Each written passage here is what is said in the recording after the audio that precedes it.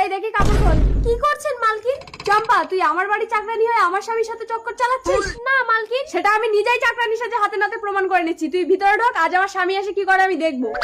কিন্তু আমার স্বামী এসছে, এবার আমি চাকরানি সেজে যাই।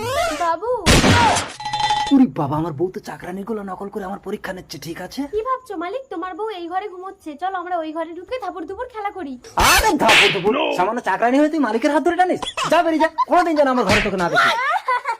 ইন্দু, কি সর্বনাশ, আমার স্বামীকে সন্দেহ করে তো আমি ভুল করেছি। এই ওটা চাকরানি, কিছু করো না জানো? আমার কি হবে গো, পুলিশ! চম্পা, ধাপু ধুপু ধাপু ধুপু। বাবু, বাইরে তোমার বউ। আরে দরজা বন্ধ দেবো। এই পুলিশ! স্যার, আপনি হাত তুলছেন কেন?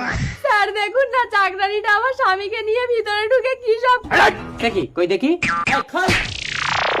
ये सब क्या देख সরি ম্যাডাম, আমি আপনাকে চাকরানি ভেবেছি। না স্যার, ওই চাকরানি। এই তুই চাকরানি, তুই চাকরানি, তুই। Stop stop stop. আচ্ছা আপনি বলেন তো, কোনটা আপনার বউ আর কোনটা আপনার বাড়ির চাকরানি? সেটা আপনি দুজনের পোশাক দেখলেই বুঝতে পারবেন। আরে কি দেখছেন, আমার কথাটা শুনবেন তো? Don't talk. এই arrest him. Okay sir, arrest. আরে আমাকে না, ওকে। Sorry sir.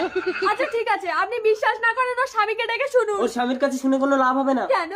কারণ আমিই তো ওর স্বামী। তাহলে আপনি আপনার বউকে কিছু বলছেন না কেন? বলে আর কি হবে, ও বর পাল্টে নিয়েছে, আসুন আমি বউ পাল্টে নেবো।